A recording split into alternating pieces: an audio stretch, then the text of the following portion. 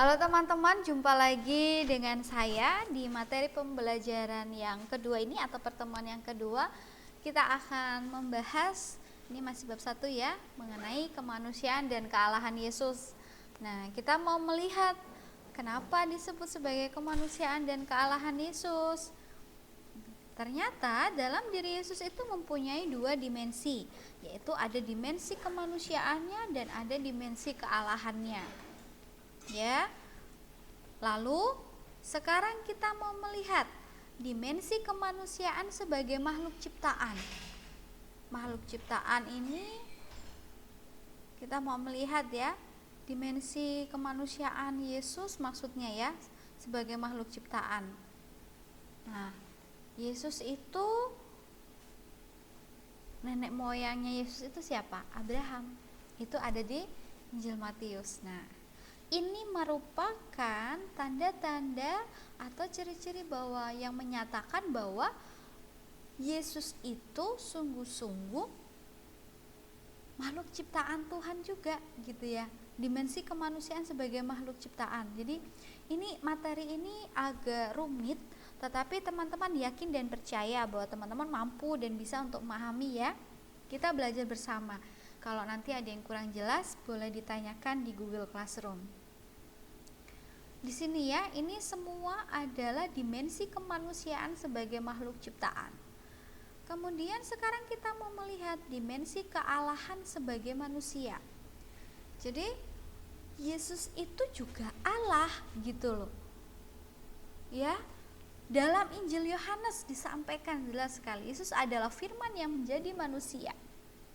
Nanti teman-teman bisa cek lagi kitab sucinya. Di sini harus sembari belajar, sembari buka kitab suci ya. Jadi supaya teman-teman gak kebingungan, oh ini maksudnya seperti ini. Kalau saya hanya bicara saja, teman-teman tidak membuka langsung, nanti teman-teman tidak bisa mengingatnya secara maksimal, begitu ya. Kemudian sabda Yesus yang menunjukkan dia atau Yesus itu adalah Allah. Nah, nih sudah saya cantumkan ya, ada di Injil mana saja, ada di bab mana saja, nanti silahkan teman-teman baca. Kemudian Yesus itu juga melakukan beberapa mujizat. Nah, ini beberapa kitab suci atau beberapa teks kitab suci yang menyatakan tentang mujizat Yesus. Mulai mujizat Yesus mengubah air menjadi anggur dan sebagainya. Itu nanti ada semua. Begitu ya. Teman-teman bisa melihatnya di sini satu persatu. Kemudian makna Yesus sungguh Allah dan sungguh manusia bagi kita berarti Allah menjelma menjadi manusia. Oke? Yesus itu berarti Allah yang menjelma menjadi manusia. Allah yang mengambil kodrat manusia sama seperti kita, kecuali dalam hal dosa. Yang membedakan kita dengan Yesus, kita sama-sama manusia nih, ya. Tetapi yang membedakan itu adalah dosa. Tuhan Yesus tidak pernah berbuat dosa. Lalu dia atau Yesus juga terbuka dan solider dengan kehidupan manusia. Ya. Kemudian Yesus menyapa manusia dengan cara mau merasakan kehidupan suka duka sebagai manusia. Lalu dengan demikian pewartaan karya keselamatan dapat lebih mudah dipahami dan diterima oleh manusia. Jadi tujuan Yesus datang ke dunia itu, kalau yang pertemuan yang pertama kita sudah membahas bahwa Yesus itu adalah janji Allah kepada manusia. Nah, kenapa Allah mengutus Yesus? Ayo, masih ingat enggak? Karena awalnya Allah prihatin. Allah prihatin terhadap manusia yang cenderung mau berbuat dosa. Makanya Allah mengutus Yesus putranya yang tunggal untuk menyapa manusia dengan cara mau merasakan kehidupan suka duka sebagai manusia. Jadi begitu ya. Ibaratnya seperti ini. Saya tidak bisa merasakan sebagai teman-teman ketika saya belum bisa menjadi teman-teman, tetapi tidak menjadi secara langsung. Misalnya teman-teman di sini sebagai murid, saya sebagai guru. Lalu saya juga mau merasakan sebagai murid seperti apa ya? Oh, saya mengikuti sebuah pelatihan, saya mengikuti sebuah seminar. Di situ saya juga sebagai murid, saya mencoba memposisikan diri sebagai murid. Oh, ternyata jadi murid tuh kalau duduk lama juga capek ya. Ya, jadi kurang lebih seperti itu. Alasan Yesus mau diutus oleh Allah atau Allah mengutus Yesus untuk turun ke dunia dan menjadi manusia. Seperti itu ya. Kan ketika kita sudah tahu, oh ternyata jadi murid capek ya. Nah, maka saya berusaha memposisikan diri. Kalau saya sebagai murid capek kelamaan duduk, berarti harus ada gamesnya nih, harus ada permainannya nih. Nah, disitulah letak pewartaan karya keselamatan dapat lebih dipahami dan diterima oleh manusia. Itu tujuan Allah mengutus Yesus putranya yang tunggal untuk menjelma menjadi manusia. Seperti itu ya. Kemudian bukti kealahan Yesus itu apa, Bu? Gitu ya. Yesus mengalahkan kematian atau maut dengan kekuasaannya sendiri. Lalu Yesus melakukan berbagai mujizat. Ya, kita tahu Yesus melakukan berbagai mujizat, banyak sekali. Yesus memberi kesaksian lewat sabdanya bahwa ia adalah Allah. Itu bisa dilihat di Yohanes 10 ayat 30. Kemudian pernyataan para murid yang tinggal bersamanya bahwa Yesus adalah Allah. Murid-murid Yesus juga mengatakan, engkau adalah Mesias. Ayo, siapa itu yang mengatakan? Yang tahu nanti silakan jawab di Google Classroom ya. Kita akan diskusi di sana.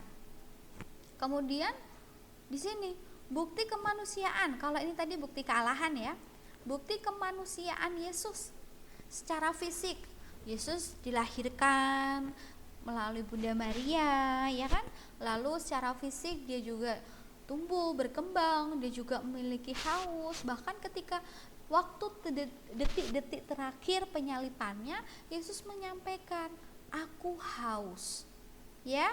Lalu Yesus juga memiliki silsilah keluarga, dibaptis dan disunat juga. Ya, ini ada semua. Kemudian mental atau emosinya, Yesus bisa merasakan senang atau sedih, ya sama seperti kita. Ketakutan, bahkan Yesus pun merasa takut ketika apa? Masih ingat peristiwa setelah perjamuan terakhir, Yesus pergi dan berdoa di Taman Getsemani. Di sana Yesus merasa ketakutan yang teramat. Karena dia sudah tahu, besok saya akan seperti apa, besok saya akan dihujat, besok saya akan disiksa, besok saya akan disalibkan. Yesus sudah tahu semua itu.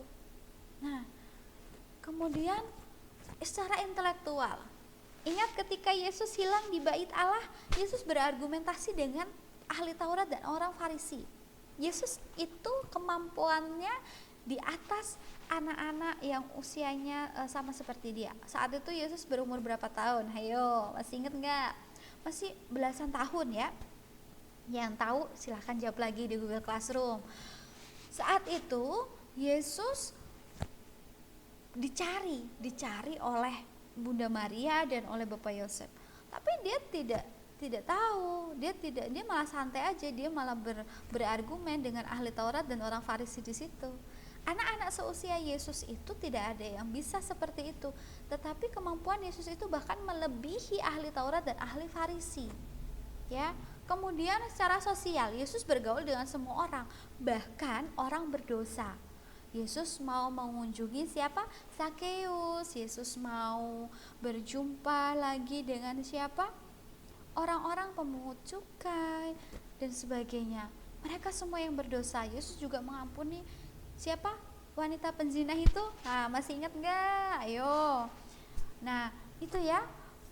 Jadi Yesus mau bergaul dengan siapapun tanpa membedakan suku, agama, ras, bangsa, bahasa, kulit dan sebagainya.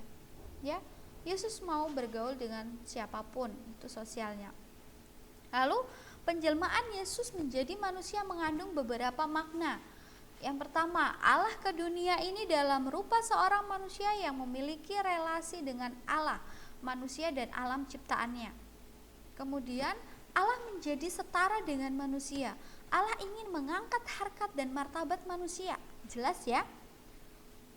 Lalu Allah datang ke dunia untuk memerangi dosa, penderitaan dan segala macam kejahatan.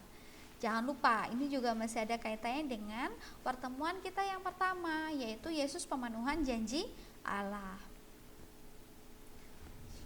Sekarang kita lihat, berdasarkan Injil Lukas bab 2 ayat 1 sampai 20. Nah, ini ya. Ini nanti teman-teman jawab saja nanti di Google Form ya. Di Google Form nanti akan saya siapkan ini ya, kita akan periksa satu persatu. Kemudian ini refleksi kita, jadi refleksinya sangat singkat. Nanti teman-teman, kalau teman-teman benar-benar sungguh sudah merasa siap untuk berefleksi, silakan diputar lagi video ini, lalu teman-teman mulai merefleksikan bahwa Allah yang maha tinggi rela menjelma menjadi manusia sama seperti kita. Dia merendahkan dirinya demi menyelamatkan hidup kita. Bagaimana dengan kita? Apakah kita selama ini sudah bisa membalas kebaikan-kebaikan Allah? Apakah kita sudah dapat hidup seturut dengan kehendak Allah? Nah, itu yang menjadi bahan refleksi kita. Silahkan nanti teman-teman sungguh-sungguh merefleksikannya. Ternyata saya selama ini belum siap, belum benar-benar sungguh hidup sesuai dengan kehendak Allah. Lalu apa yang ingin saya lakukan? Nah, ini juga ya.